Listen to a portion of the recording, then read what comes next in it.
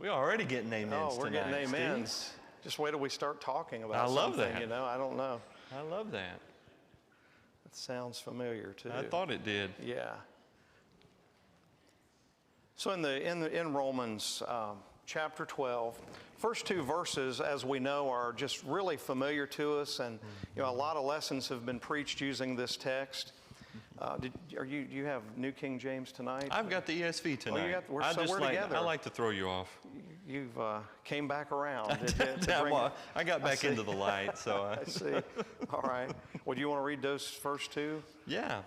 I appeal to you, therefore, brothers, by the mercies of God, to present your bodies as a living sacrifice, holy and acceptable to God, which is your spiritual worship. Do not be conformed to this world, but be transformed by the renewal of your mind, that by testing you may discern what is the will of God, what is good and acceptable and perfect.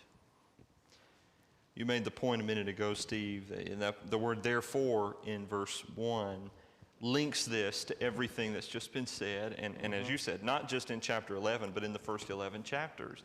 Now we're making this shift because of all this, because we're justified by faith. Now here's the way you're supposed to live like people who've been justified by faith. And now he launches into that with this overarching idea of being a living sacrifice. Exactly. And, you know, as we think about that, obviously verse 1's, you know, calling us to give ourselves totally, right? Everything about us to the service of God. And I think this really encompasses an everyday part of every part of our life. You know, sometimes we tend to compartmentalize things, right? Our work life and our home life and our friends' life and our recreation. But I think he's really saying here, this is something that's across the board, consistent in every part of your day. Yeah, that's right. To give yourself to God. So we want to make three overarching points of application as we go, and I think this speaks to introduce what our first point was, right? And that is that the way Christians think about themselves makes them unique. And when we see ourselves as a sacrifice to God, a living sacrifice, so every day we get back up on the altar, right? And sacrifice ourselves once again, and the decisions that we make are made in yielding to the will of God, submitting to His will, and that'll shape, like you say, every part of my life and who I am. Challenges me at home, challenges me here among God's people, it challenges me at work. There's no part of this that isn't all-encompassing. Exactly. And so right off, you know, he takes all of that material and just says, okay, now live it. Yeah. And first two, you know, we're reminded of how we're not to allow the world to change us. We're not to be conformed to the world, but to God, to Christ, to the Word. And what you just said, too, about allowing the Word, the Bible, to direct us, that's the key here, isn't it? Yeah. You know, Jesus went against the grain, even against the societal norms of culture. He didn't do that just to do it, right? He did it to call people back to the truth and to prepare them for this new law, the law of Christ. But you know what that did was it, so to speak, flew in the face of the religious leaders even of Jesus' time. Again, it wasn't just about being a renegade or a revolutionary. It was about calling people back to the will of God, which was a radical thing in Jesus' culture. Well, guess what? Here we are, 2020, it's radical still to follow Jesus. And we don't do that merely to draw attention to ourselves or to stick our noses out at everybody else and say, what's wrong with you people? Right. But in the same compassionate, kind, and yet bold way that Jesus interacted in his culture, well, that's what he calls me to do, you know. Turn a light on in a world that's comfortable in darkness. Be salt to a world that needs to have the seasoning of grace. And there are some people for whom that salt will not be a very good flavor. Some folks won't appreciate that you came in and turned the light on. But this verse calls us to not be conformed to the age, but be transformed instead by the Word of God. And something else that stands out there in verse 2, that by testing you may discern, you know, what is the will of God, what is good, what's acceptable and perfect. And that's such a key in our society and in any time, right, in history.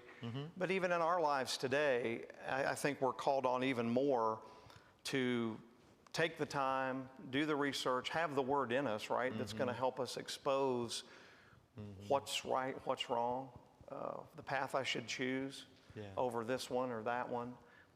Discerning is so essential. I think a lot of the questions that we get probably as ministers, see if you agree with this, Steve, have to do with that idea of discernment, right?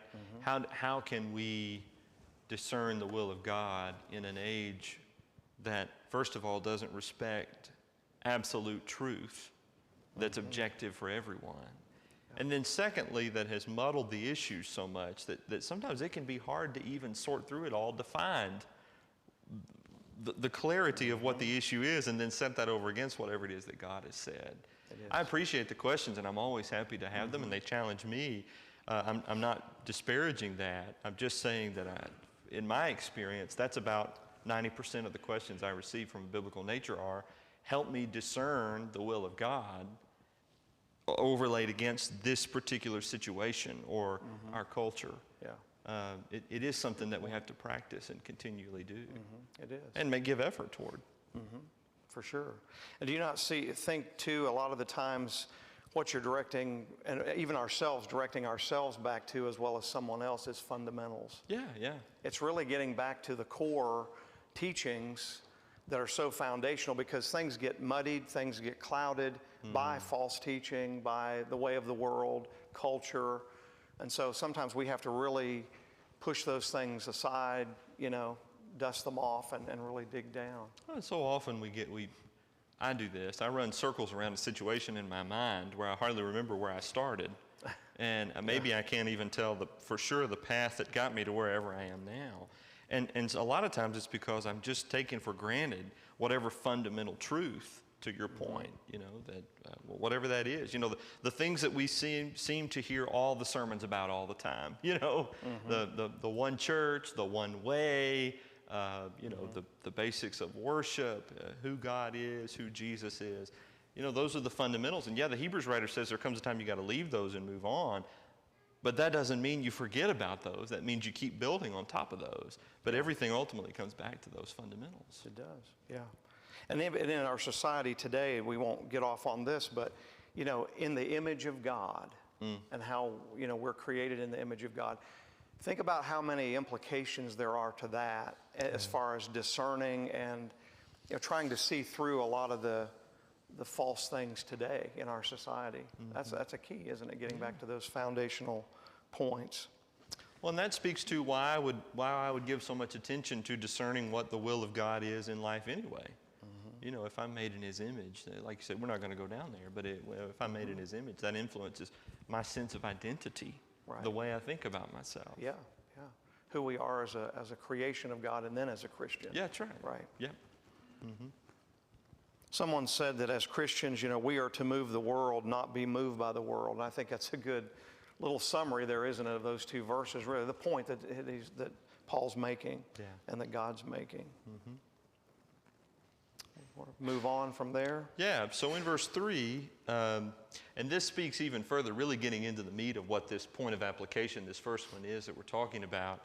The world says it's all about me, that I ought to look out for myself, and that's what this is about. Here's what the Word of God says, at least in this passage. This is just a sampling, obviously, of a lot of different teachings. For by the grace given to me, I say to everyone among you, not to think of himself more highly than he ought to think, but to think with sober judgment, each according to the measure of faith that God has assigned. Not to think of himself more highly than he ought to think. There's a balance that's involved in that, right? It's not to say that I necessarily put myself down or that I devalue myself, but it is to say that I don't inflate my importance in my own mind. And you think about where he put this, and it's, again, practical things, but he's just told us to be separate, to stand out in our living. Again, not for our attention, but for his. You think maybe that's why he put that there, so we don't, get to thinking too much of ourselves and, look at the lifestyle I'm living as compared to the world, say. Well, that's a good point. verse 6 is sort of separated from the rest of the commands by that little section that we'll get into in a moment, that in many ways deals with the miraculous spiritual gifts of the first century, though there's application there that we'll deal with. But you're right, it is interesting that he sort of leads with that after making the overarching statements of the first two verses. I think you're right about that. And so humility, and of course we've seen this in some of the other congregations we've looked at, right? Similar things he's brought forth. Yeah.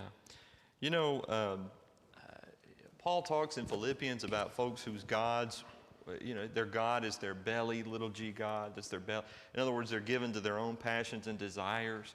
Paul will mention that very thing in Romans chapter 1 within the context of homosexuality and sodomy. Here are people who are driven by their own lusts. James says that that's the root of temptation, right? It's a person who's driven by his own lust. And all of that is a pride issue, and that goes back to thinking too much of myself. And so it's no wonder that this is said over against verses 1 and 2. Don't be conformed to the world. Don't act like they do. They're going to inflate themselves and say that I have to look out for myself. That's good. Jesus says love your neighbor as you love yourself. So that implies that there's some degree of healthy self-love. I understand who I am. I understand that I'm loved. I understand I'm a person of value to God. My value and identity comes from who God says I am, not who I think I am. Right. But then that helps me to see other people the way that I should. Yeah, that's good. Yeah.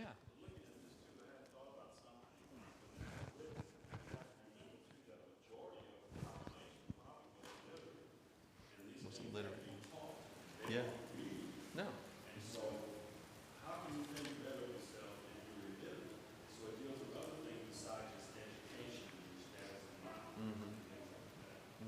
Yeah, that's a good point. Yeah. Keith says that, just for the sake of the stream, that a lot of the folks in that day weren't literate.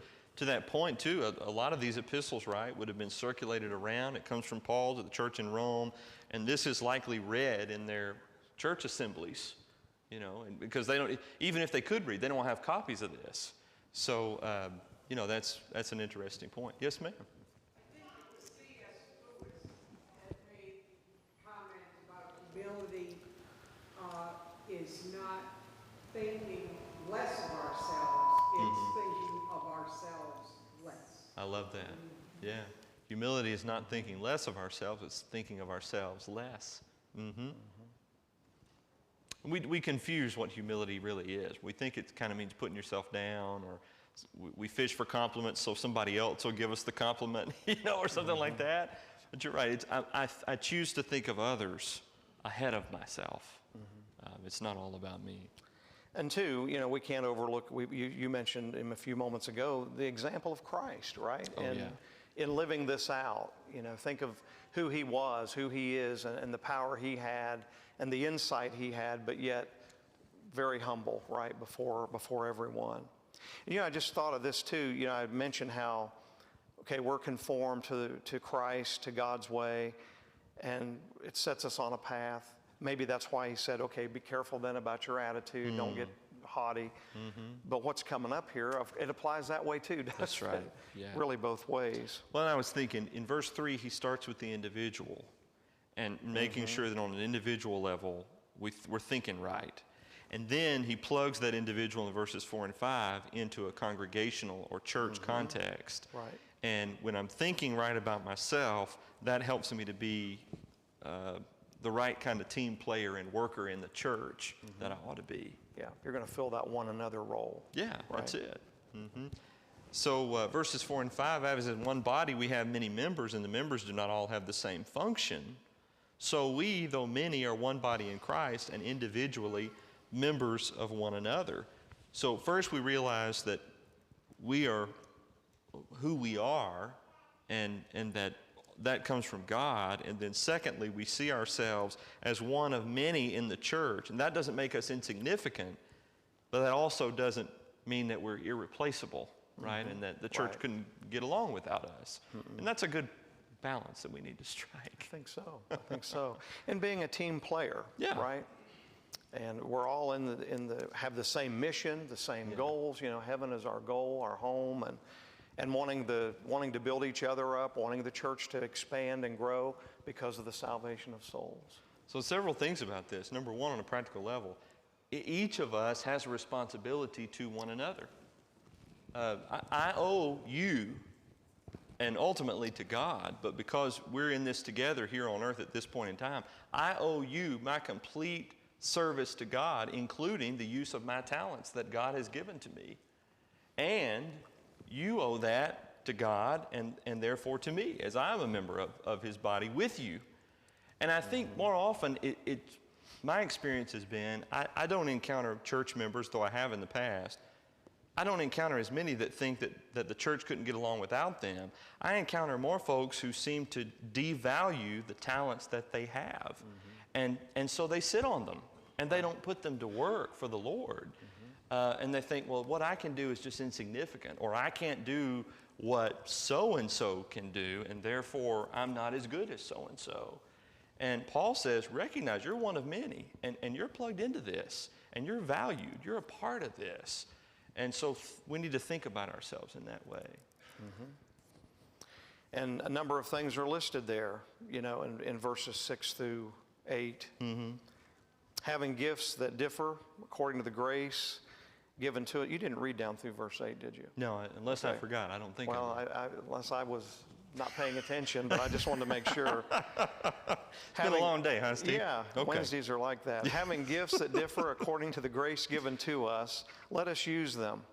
If prophecy, in proportion to our faith. If service, in our serving. The one who teaches, in his teaching. The one who exhorts, in his exhortation. The one who contributes, in generosity. The one who leads, with zeal. The one who does acts of mercy, with cheerfulness. So some folks had miraculous spiritual gifts, and you could say some of that is in verse 6. The term gifts could refer to that specifically, obviously prophecy. There was even a miraculous measure of faith that was given. If you go and read 1 Corinthians 12, verses 7 through 11, you'll see a listing of the miraculous spiritual gifts that were given in the first century and limited to that time. 1 Corinthians 12, 13, and 14 is really all about that. The discussion of them, some of the regulations about it, and even the fact that they were limited to that first century age. There are applications, though, to that, right? And we could talk talents, we could talk personalities, those kinds of gifts of a non-miraculous nature are certainly something that can be done. And then even as you just read, Steve, service, teaching, exhortation, contribution, leadership, acts of mercy, those are things we can still do. Right. And that's the beauty of this, isn't it? Very specific things, but giving us the general idea. Use your abilities for the cause of Christ. One of the things I brought here that I found that was I thought really good application.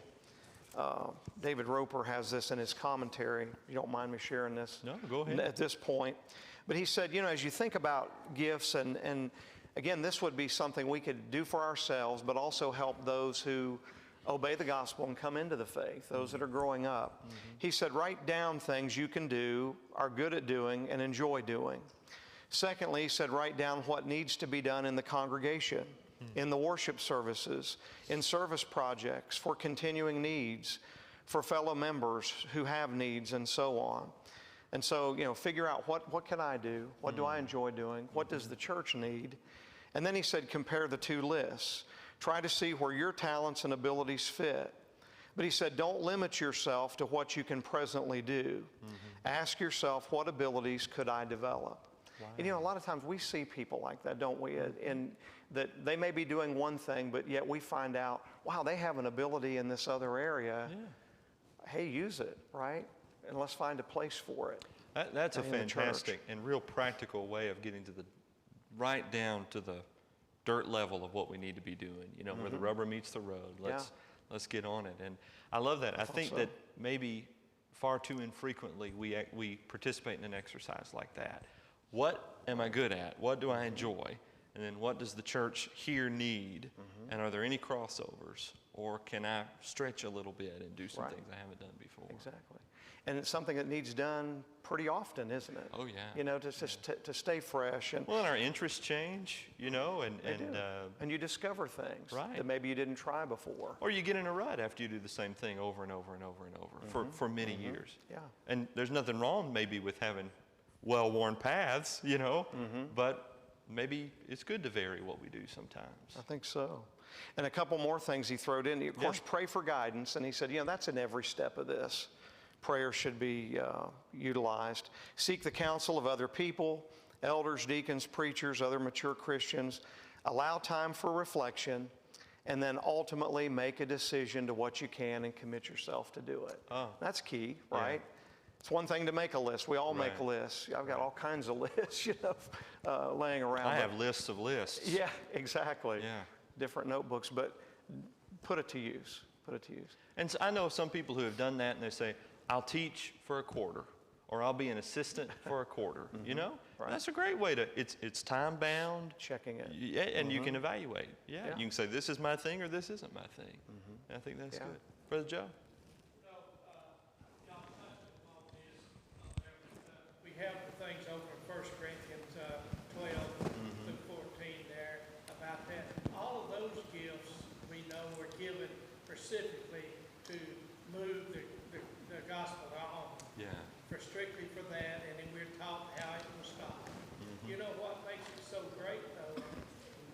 Christ comes right back here and has Paul give us a list of what we've got to do to move the gospel forward. Oh, yeah. And you need to think about that. I mean, he thinks enough of each one of our souls that he's given us special gifts too. Yeah. That's on right. that. But instead of just apostles, most times we think it, we say, well, we can't talk in tongues, we can't heal, all of that. But here's a list of things that we definitely Right. can do, some of, if not all. Yeah. We devalue our own abilities. That's right. And we think that we'd be more powerful if we had the miraculous, or maybe more effective if we had the miraculous stuff. Right. Did you see a hand? Keith. Brother Keith? Also point out the fact that if you look at all of these gifts that were given, they're not tied to worship. Oh, interesting. Tied to life in general. You know, many times we run into people saying, well, I get upset if they don't use me in worship and use my gift. Uh-huh. These gifts aren't tied to worship. These gifts are tied to your normal living. Service, exhortation, having zeal, showing mercy, being cheerful. That's not confined to worship. Yeah. That's your life. So if you're not being used in worship service because of rotation or whatever like that, Yeah. there are other opportunities out there if you look for it for you. That's right. So these things have to do with our whole lives. And I'm glad we circled back around. I love that some of it just comes down to your attitude, you know? And if you're I don't mean to pick on Nancy's, but if you're a negative Nancy all the time or a Debbie Downer, you know, that takes away from the work of the church. I mean, it does. And, you know, here Paul listed this. The one who does acts of mercy, do it with cheerfulness, you know, contribute in a generous way, you know, give 100%. The work of Barnabas was extremely important to the church in the first century, and particularly in its infancy. Where would Paul, the preacher and apostle, be if it weren't for a Barnabas who was there to encourage him? And where would John Mark be without a Barnabas who was there to stick up for him and say he deserves a second chance? And we need Barnabases, and that is a work. It's a talent that is much easier said than done. To remain optimistic and hope in the Lord, even when things are uphill, is a talent. And in that sense, a fruit of spiritual maturity, I think. And one with which I struggle on a regular basis, frankly. It's really important to do. But those verses, they are so important to every congregation. Yeah. Because that's part of our goal, you know, as fellow Christians, is to encourage each other. Use your gifts, use your talents. And to Keith's point, too, about the worship and private life, if you will, or outside of our get-togethers, maybe we need to encourage that more and stress that a little bit more, that it's not about being up front or being seen, but the most of what we do that's probably the most powerful is what is done in private. Well, that's right. That nobody else really knows about, but maybe the person that's being served. And that's valuable. And Absolutely. Jesus reminded us of that, right? We're laying up treasure in heaven doing those Yeah. things. And Miss Tammy had a comment, I think. What I was going to say, sort of that, what Keith said about like, mission. I heard a preacher once talk about, worship and the worship of missionary work is not just at church, it's your daily life. So when you go to work, that is your mission field. Yeah. Because those are people that are lost and not there. So when you're at your job, you're using your spiritual gifts at your everyday life and your job. That's And that right. you don't have to go to another country, that sometimes the mission field is right across the street or at your job, or, so many people we've brought to Christ have been the people that we know in our everyday life. And that flows out of just who I am. That's who I am. And that's why that gets me out of the box mentality, right? The church is here and work is there and home is over here. It just flows from who I am. Paul used the word transformed in verse 2. Well, that's who I am. I'm becoming someone different than I used to be, and that's in the image of Jesus. yep, great comment. I think we're sort of talking all around our second point. Should we introduce that one Yeah, next? let's do it. So in the second place, what we wanted to emphasize by application is the way Christians feel about each other makes them unique. So we've talked about how as individuals we're to think, and then how that affects our sense of responsibility in our work for the church. And now in verses 9 through 13, he sort of shifts gears a little bit to talk about the relationship that we have specifically with one another in Christ as members of the church. I'll just read these verses, Steve, if you want me Okay, to, real quick, that's then fine. you can comment. Let love be genuine, the ESV says, verse 9. Abhor what is evil, hold fast to what is good. Love one another with brotherly affection. Outdo one another in showing honor. Do not be slothful in zeal. Be fervent in spirit. Serve the Lord. Rejoice in hope. Be patient in tribulation. Be constant in prayer. Contribute to the needs of the saints and seek to show hospitality. Wow. I read where someone mentioned how even on through verse 16, and then there's a change, as we know, but from 9 to 16 could be an identification or a definition of a Christian. If you just take your time and think about that, that's a large order, isn't it? Yeah, it is. A lot of responsibility.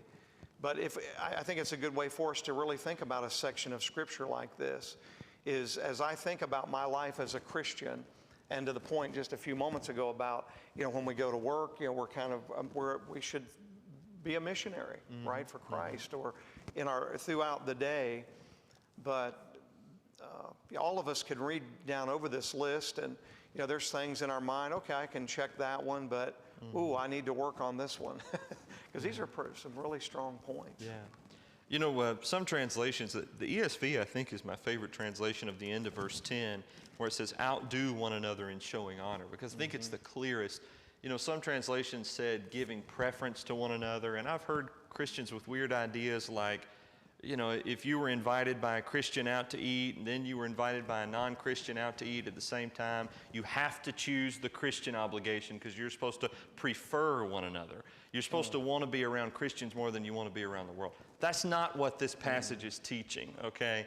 That's a long way away from what this passage is teaching. If you're competitive, think about it like this. Who can give the most honor to someone else?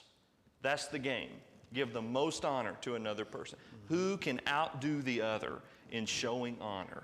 And so that makes this be, I'm constantly thinking about you and building you up. I'm accentuating your positives. I'm talking about the good things that you do. I'm not constantly bringing up the bad. If there's sin, we deal with it. That's Matthew 18. But I'm accentuating the positives and spurring you on. I'm keeping you going. And that's what Romans chapter 12, verse 10 is really talking about. But that's because of the intimate relationship that we have with one another, with brotherly affection, verse 10 says. So this is real dear to us. It is. And verse 9, let love be genuine. I think one translation says, let love be without hypocrisy. Yeah. Again, giving us that idea. And then love one another in verse 10. Again, we want the best for others, for one another and for other people. And so that's going to be the driver, isn't it, for us to do this, to reject what is evil, hold to what is good, to love one another with brotherly affection, to try to outdo in showing honor. And it would drive us to do all of these in love. Yeah.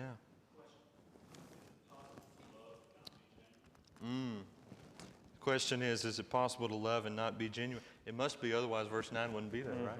Yeah. That's right. That was a biting question, brother. That hurt a little bit. Thank you for it.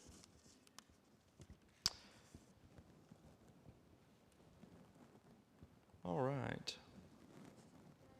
Shall we try and get that third point in? Is there one more thing you wanted to say about these verses before we move forward?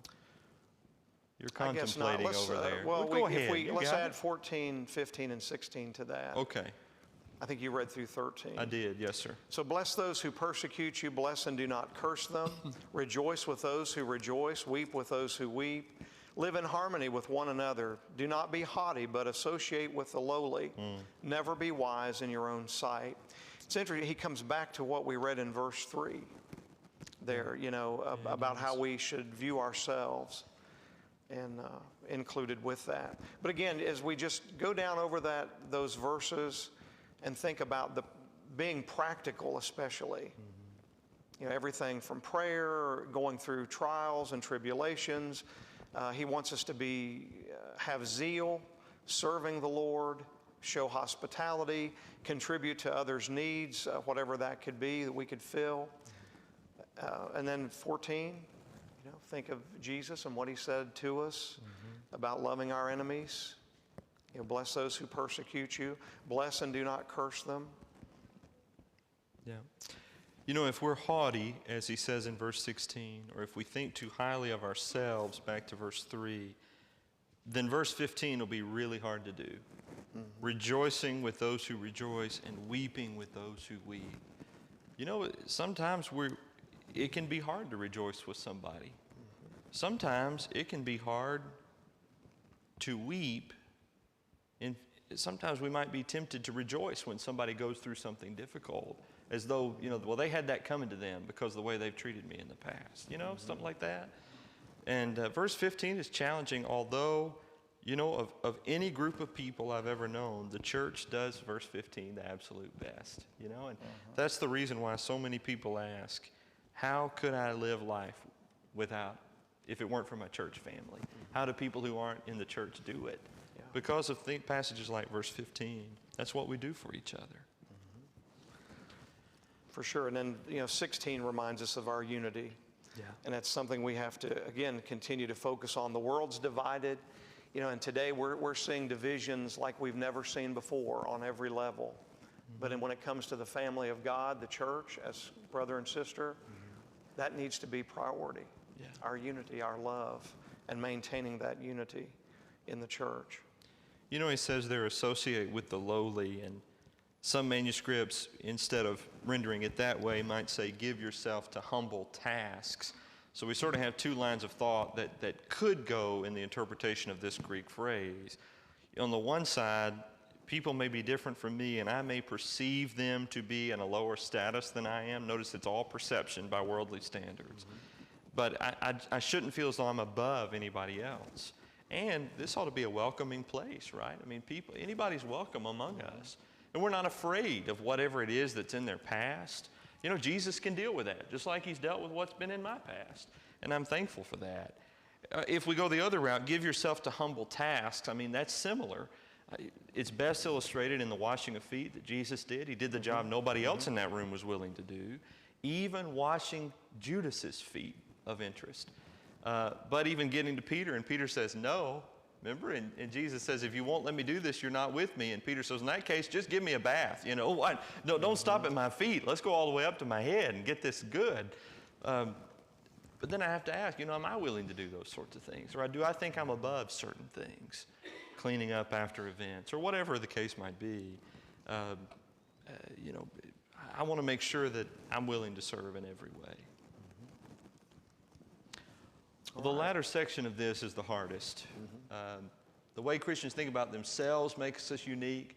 The way we feel about each other makes us unique. But the third one is the way we treat those who mistreat us makes us unique. He picked up some of that in verse 14. Bless those who persecute. Bless and do not curse them.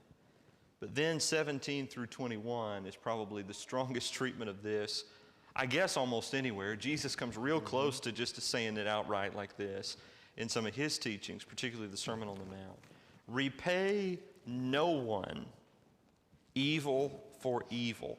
The research I've done in the past indicates that the emphasis in Greek is not one person, no one, evil for evil, but give thought to do what is honorable in the sight of all. So Christians and non-Christians ought to see us taking the high road when someone mistreats us. If possible, so far as it depends on you, live peaceably with all. Beloved, never avenge yourselves. Leave it to the wrath of God. For it is written, vengeance is mine. I will repay, says the Lord. So if your enemy's hungry, feed him. If he's thirsty, give him something to drink. In so doing, you'll heap burning coals on his head. Do not be overcome by evil, but overcome evil with good. Wow. What a passage. A lot there. And as we think about 17 to 21, where do we get the influence to do bad? From the world, right? Our fellow man, if you will, our culture, our worldly influence that's out here, and trying to encourage us or being an example to us that, you're supposed to retaliate and repay evil for evil. But again, coming back up to verses 1 and 2 and that transformation we're to go through and the change, and we're going to live differently. And so we're not going to have that mindset of, well, I'm going to get back at you or retaliate or do what you've done to me or even worse. That's right. But as he states here, let God handle it, right? All this is fine and good as long as we're in the realm of hypotheticals. It's when I'm actually in a situation that I don't want to hear this kind of counsel. Right. And you know how I know that? Because I've had people come to me and this is what I've told them and they've rejected it. Peter wrote to a group of people in 1 Peter who actually were in that moment experiencing persecution. And he said something that parallels what Paul says here. 1 Peter 2:12, keep your conduct among the Gentiles honorable, so that when they speak evil against you as evildoers, they may see your good deeds and glorify God on the day of visitation. See, this isn't about you. It's not about what I'm going through or what they did to me. Can I take it one step further? This isn't about what they did to my children. It's not about what they said to my wife. I've got certain scriptural rights to stand up, as a husband, as a father, to defend, right? We're not saying we shouldn't. But at the end of the day, what my enemies ought to know about me is that I'm going to glorify God. And they ought to, by my responses, see God in me. And boy, that's hard to do. It is. But Peter said that to people who were actually in that situation right then. And, Paul is writing to folks who themselves are under some degree of oppression in Rome as Christians. So. And Paul talks about the reaction people will have. Think about if we weren't trying to live the Christian life, what good influence is the world going to ever get?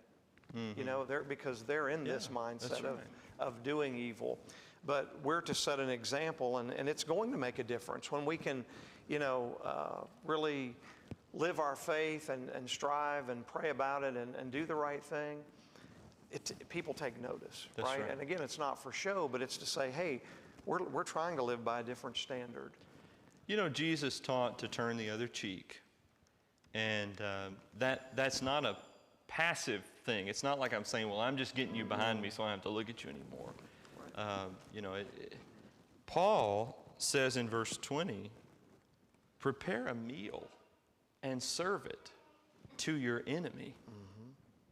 Go get a cup and pour a cold glass of water for your enemy to have if he or she is thirsty. This is just, like we say, to a culture, it seems radical. And we're not doing it for radical sake. This is just what the Holy Spirit tells us to do. You had a comment? Miss Cheryl?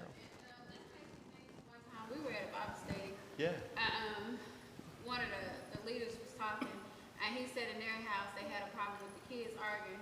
So him and his wife came up with the saying of, "You be Jesus today." Oh. And that sometimes when the kids will argue, because nobody ever wants to take the low road Yes. or be the person that just admit that they're wrong and apologize. So when the kids will argue, he would look at somebody and he says, "You be Jesus today," and that would mean that you had to stop and think, what would Jesus do in this situation?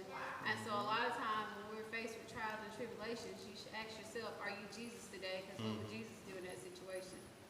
That sounds like That's good real marriage good. advice, too. You be Jesus today. Yeah. But don't say it to the other person. Say it to yourself. Yeah. Hey, Emily, you be Jesus today. Oh, boy. You're in trouble I'll be now. on You're the in street. trouble now. Okay. You are in trouble. Brother Keith.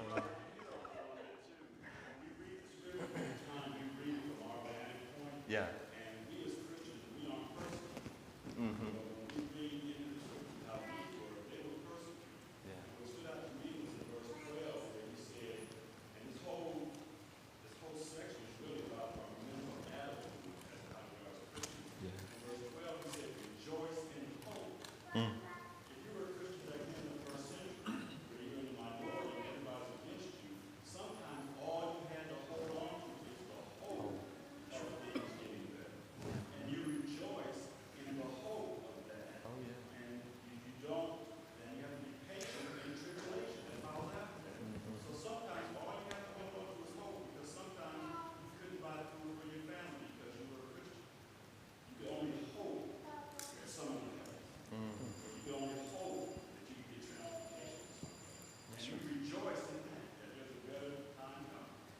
And a confidence that God will provide, right? To your point, that hoping in that. How about the coal of fire thing real quick on your head, I've heard that say, kill them with kindness, and it's almost like we get this mentality that when I do good, oh, it just burns them up. I did so good burning them up, That's the wrong attitude, right? Yeah, it is. And Yeah. that's why I wanted to raise it here at the very end, because that is an old Greek idiom that essentially, that feeling you get when you blush? And you get that head rush and you feel like, you must be glowing because you just feel so hot. Your ears get red. That's how your enemies will feel when they realize that you've been Jesus to them, right? And that's what we want. Not to make them realize how much of a terrible person they were, but to get them to realize, I showed you Jesus. And if it took that to break your heart so that you could receive him too, then that's what I want to do. That's what it's all about. Mark, to close us out. Well, and since we're not going into the next section, it's very interesting that Paul talks about how we treat each other and how we should love one another and how we should show deference to each other. And in the very next section, he talks about government.